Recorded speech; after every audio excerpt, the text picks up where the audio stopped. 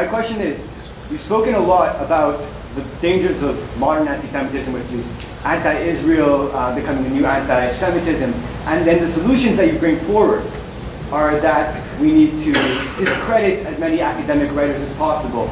We need to try to push as hard and try to fight as hard against the Jewish masochists, against the Jews who are part of the organizations that are supporting BDS. But all of the things that you brought forward, they're very aggressive and very offensive things. How do we make allies and not just try to shut our enemies down, is my question. Look, the Jewish tradition has always been to defend itself. And everybody who knows anything about strategy knows that offense is the best defense. And once you start attacking people, you get allies. But today, allies do not come forward because they have the feeling that they don't have the backing from us. And an aggressive Jewish policy will bring you many more allies than seeking allies while you yourself are only defending yourself. That's very basic in strategy.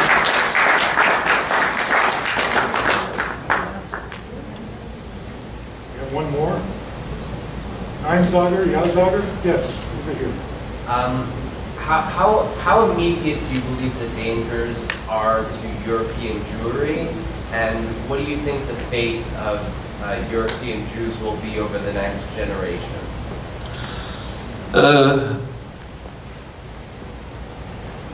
European Jews are not a uniform entity, and the situation in countries is very different from each other. The Jew who doesn't show his Judaism has much less risk than the Jew who is exposed by the clothing he wears, by the public positions he takes, or even by his facial expressions. What we see is that where the Jews emigrate, that are the Jews who belong to the core. If you take, say, a country like France, which is the biggest Jewish community in Europe, you have 500,000 Jews.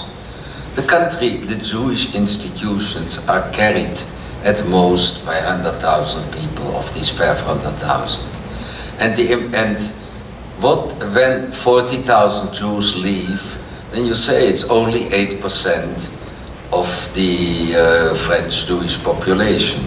But of the core group, which most of the immigrants are, it is 30–40%. So we see in all Jewish community, and it's even true in the United States, that the core is weakened more than Judaism at all. I don't think that Jewry in Europe will disappear. I think Jewry in Europe will be greatly weakened and will be more subject of aggression. But Jews have traditionally put up with aggression. They have 2,000 years of aggression behind them, and they have lived through it.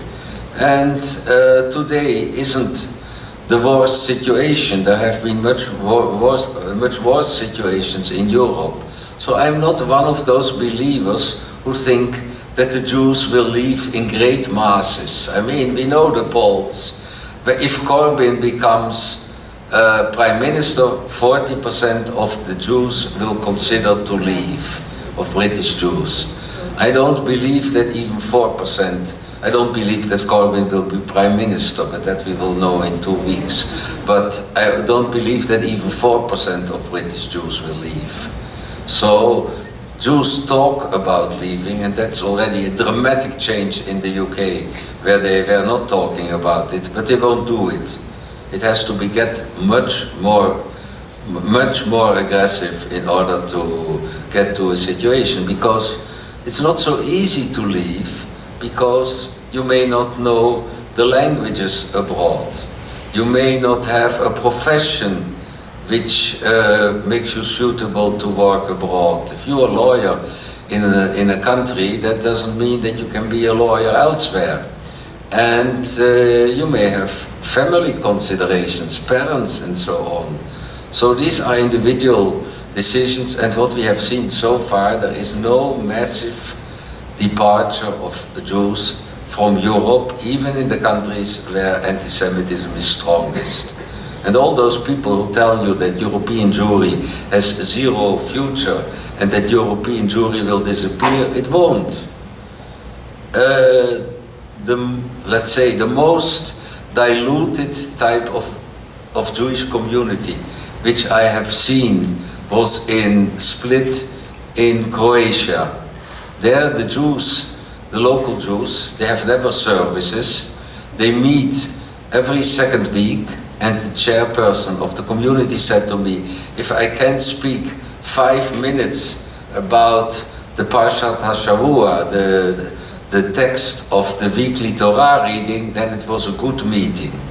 And before we are there with the rest of Europe, that may take centuries. As CIJR's publication manager, I compile articles for the Daily Briefing, which is distributed online free of charge to subscribers worldwide. The briefing offers analysis on political and cultural subjects of concern to Jews. When the subject of anti-Semitism is tackled, whether European, American, Islamic, right-wing, and left-wing, I immediately turn to Dr. Gerstenfeld's writings for clarity and in-depth analysis. The same can be said for issues pertaining to the Israeli politics.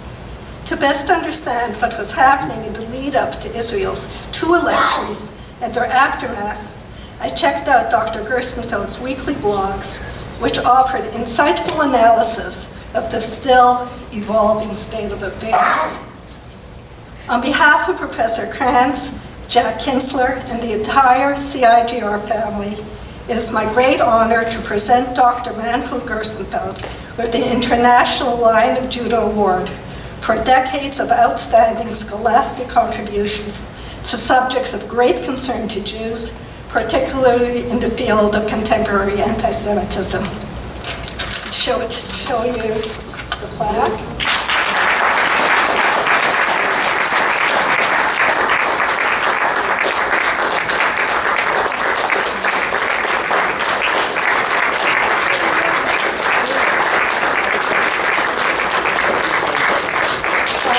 Let me read it to you. The International Lion of Judah Award, presented to Dr. Manfred Gerstenfeld. Ata, bo kotva al luach itam, va'al sefer chukah, v'tehi liyom acharon la'ad ad olam.